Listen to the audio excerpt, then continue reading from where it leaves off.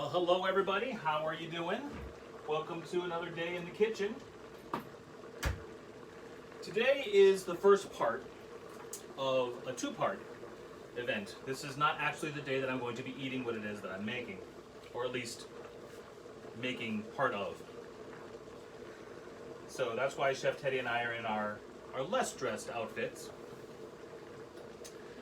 And tomorrow we'll be back for the follow-up, but you'll see it as one continuous stream, so really, where are you going to care? Anyway, my point is that I'm making a recipe today, but I have to prep it first. So I'm going to show you some of the prep work that's going to go into what it is that we're going to be making.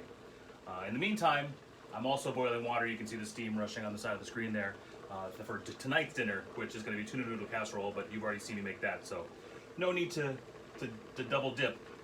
But if you remember, a couple of weeks ago, we did discover the secret of life, right? Well, tonight, we're going to show you the recipe for happiness. Who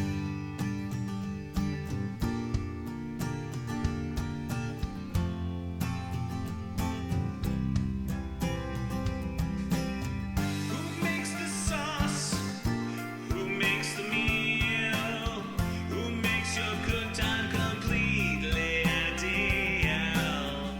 With a dash of salt and a pinch of love, you get the best food right out from your oven.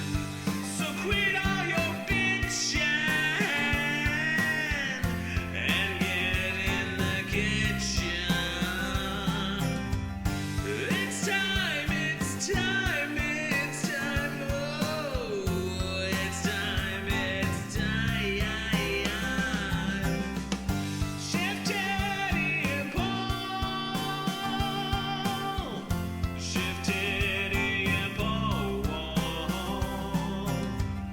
Chef Teddy and Paul, Chef Teddy and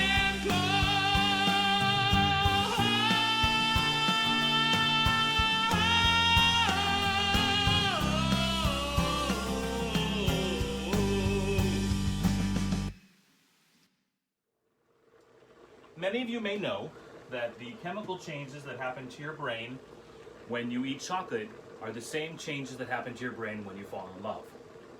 And with that being the case, that euphoric feeling, that happiness that you get in love and chocolate, I've decided to come up with this recipe that is a combination of great food and happiness. So what I'm going to give you tonight is Oreo crusted chocolate chicken. What you say? How can you possibly do that? Well, if you're familiar with the concept of mole, you already know that chicken and chocolate can go together very well. This is a little bit different. It's got some ingredients and some similarities to mole, but it's not. So we're starting off with a quart of buttermilk. Just gonna pour that in here. And this is gonna be a brine that we're gonna create for the chicken. All right, that's done. Now we're going to take a teaspoon of salt, a teaspoon of pepper, a teaspoon of cayenne pepper, cayenne, a teaspoon of garlic, freshly minced,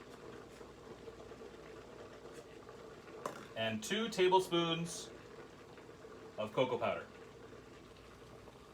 This is Ghirardelli 100% cocoa powder. And boy, does it smell good. However, I do smell something burning. What is burning in my pasta? Oh, come on! Oh, that's not good. Oh, measuring cup, go bye-bye. Had it too close to the heat. Oh. See that? That is not nice. Damn it. Ugh. Well, glad I already did my measurements for today. I'll have to get a new one of those tomorrow. That being said, let's mix up our ingredients in here.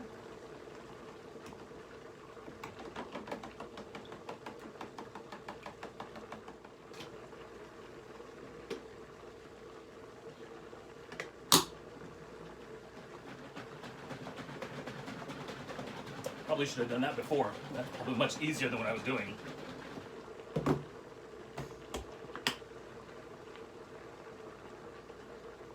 Hey, look, chocolate buttermilk. Very nice. Spicy chocolate buttermilk. All right, and then you take your chicken, and I've cut these into strips, and just submerge chicken cutlets. Making sure they're all submerged underneath, because this is a brine, so you want them to get completely coated and suck it all up.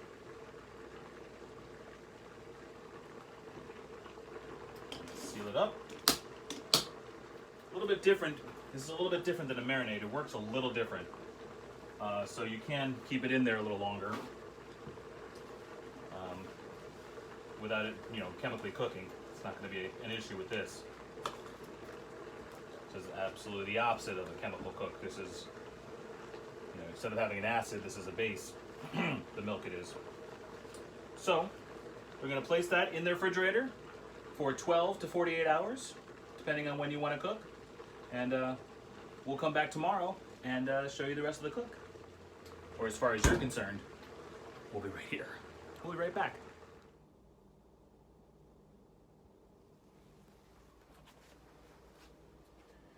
All right, well, we're back at it again.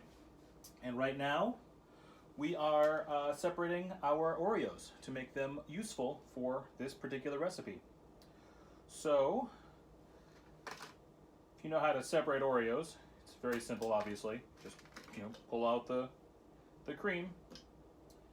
Now, the cooler that these Oreos are, the easier this is. However, you don't want to freeze them because it will become too stuck and break your cookies and it won't come off.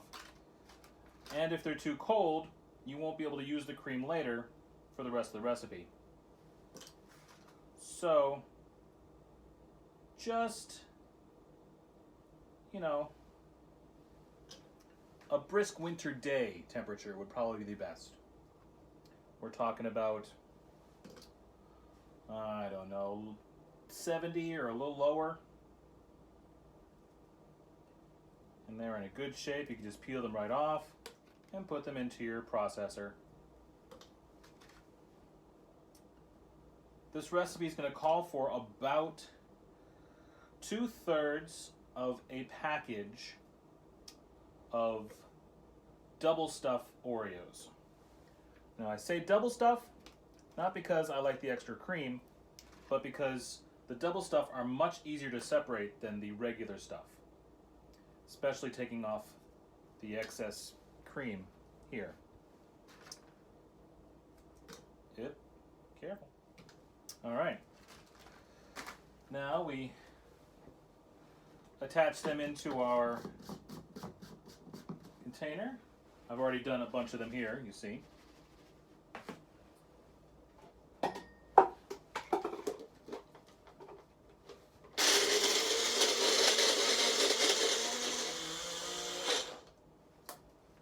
Okay, that's pretty good so far.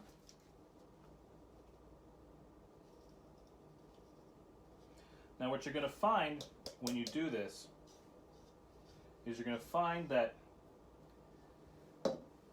the cookies are not a powder.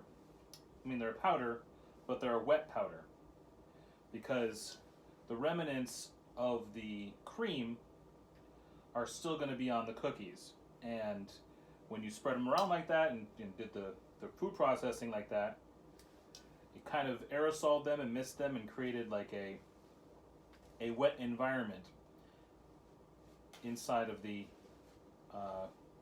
food processing chamber. So now everything is a little wet. But that's fine. So what we can do with that is once we get them all separated out and get our pieces down to the fine powder that we want them to be, because we're using this in place of flour. So this has to be the consistency of flour. And take some aluminum foil, aluminium foil.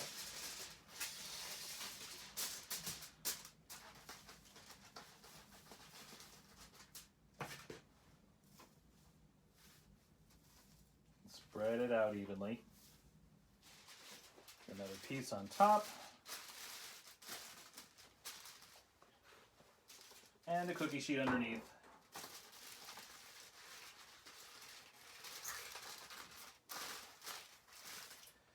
And then we're going to pop this in the oven to dry it out. That's going to get that moisture out of there a little bit.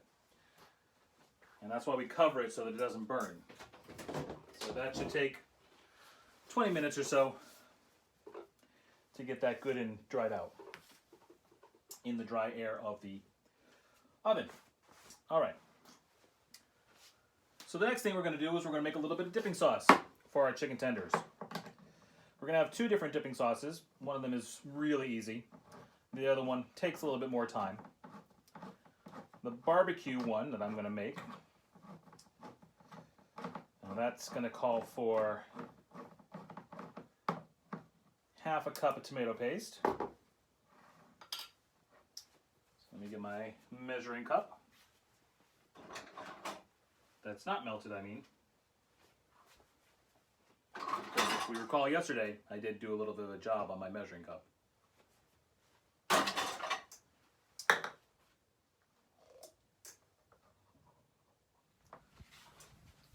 So for this barbecue sauce, we have our tomato paste, half a cup of. Put that into a small saucepan.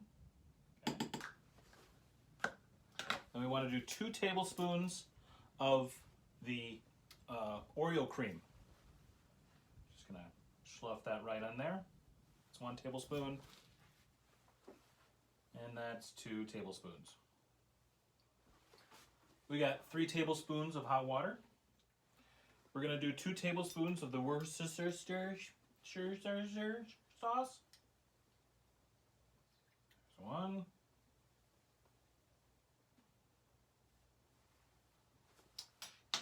Good thing I bought another one of those.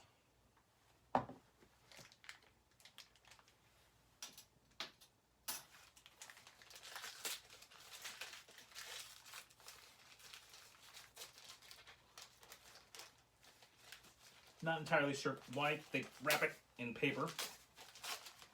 The first one didn't come wrapped in paper. I don't know. Special promotion, maybe?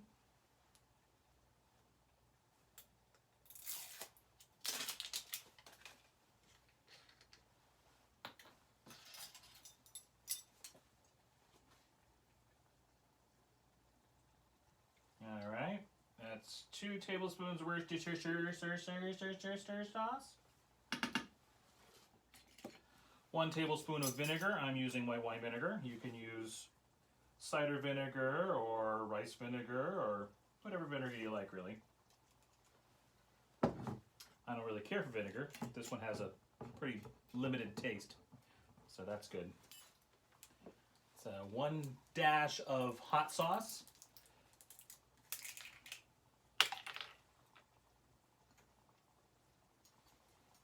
That'll do. A teaspoon of garlic powder, 1/4 teaspoon of mustard powder, and a 1/4 teaspoon of salt.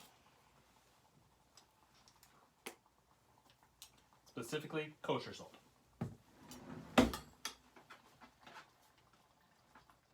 That's done pretty fast, right? Let's see what we got.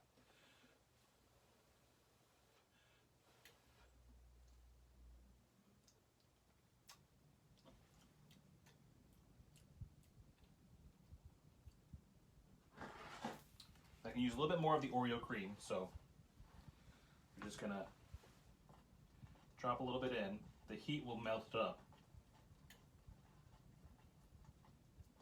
Just needs a little bit more sweetness.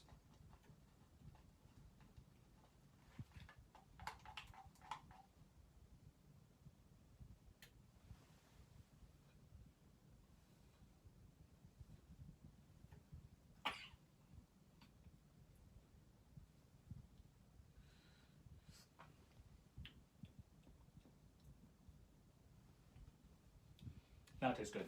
All right, that'll work. Put that aside to cool, because that does need to develop. The flavors that are involved in there, they will continue to work on each other as they sit. If you can, it's even more ideal. If you can, it's even more ideal to contain that, put it in a container, sit it in the refrigerator overnight, 2-3 hours at the least, to kind of let those flavors really develop. It really will help that flavor quite a bit. So, we have one more dipping sauce that we're going to be working with. And this one was at Teddy's request. I think it was because he wanted a bear friend to for us to buy at the supermarket.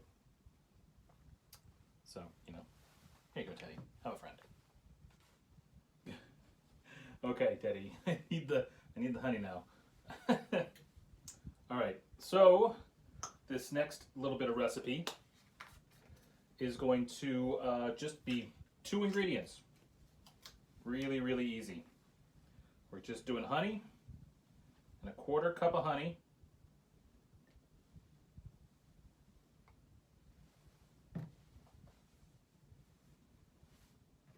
Smells good. I don't have honey enough. The smell of it is not something that I like really get in my nose very often. But when I smell it, I do realize how much it really is nice. So we got a 1/4 cup of honey and 1 teaspoon of Tabasco. You know what I learned that I didn't know before? I learned that Tabasco is a brand name. I thought it was a type of chili or type of pepper or something. That's the reason what it was called that. And there's multiple different types of Tabasco sauce. It just, no, Tabasco is the brand.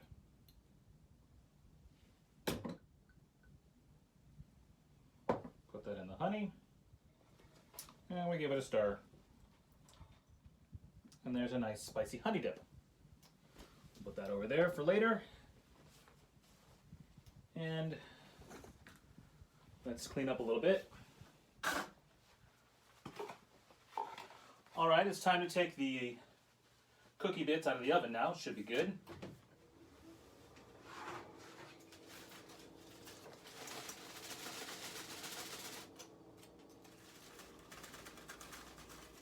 Okay. And we're going to run it through one more time, just to get the last of the crunchiness crunched down.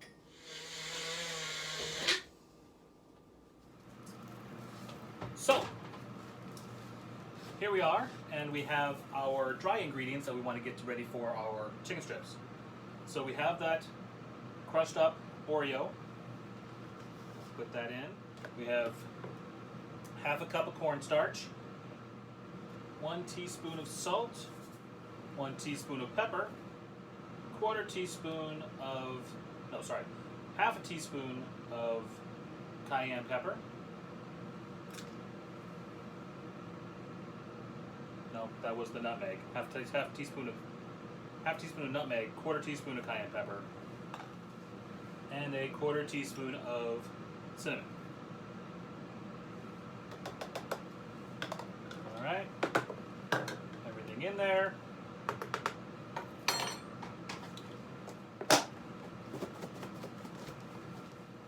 We are well mixed. We're currently heating up a pot of oil. Once that pot of oil reaches 350 degrees, we'll be ready for frying. Just about there. Laying out some paper towels and a plate for when I take it out of the mix. Okay, let's start doing it.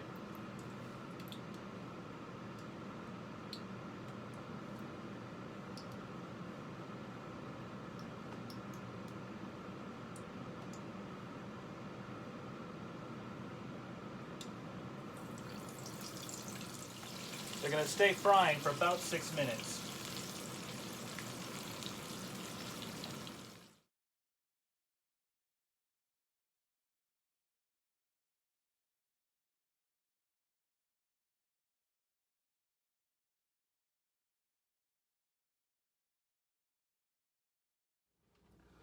Well, all right, everybody.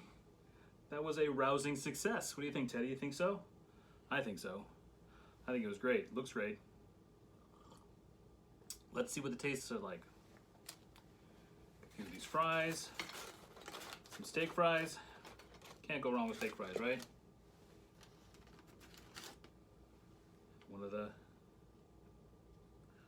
Oreo chicken. That's nice and juicy on the inside. Well done.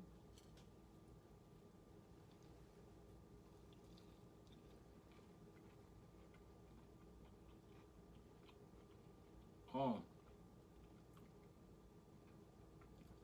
That's a super neat flavor.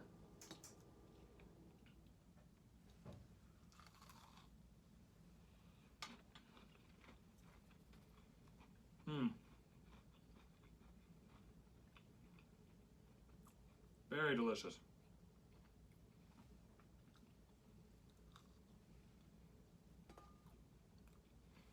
Let's see what our dipping sauces taste like.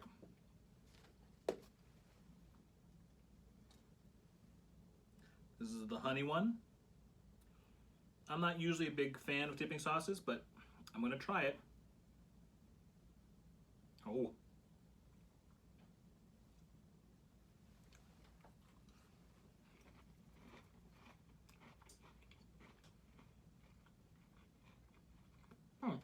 It's good.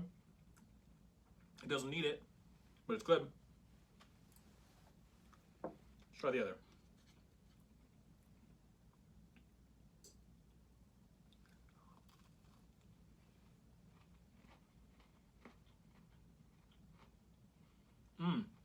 Now that, on the other hand, that contributes to the flavor. That really intensifies the chocolate, which is weird because there's no chocolate in that.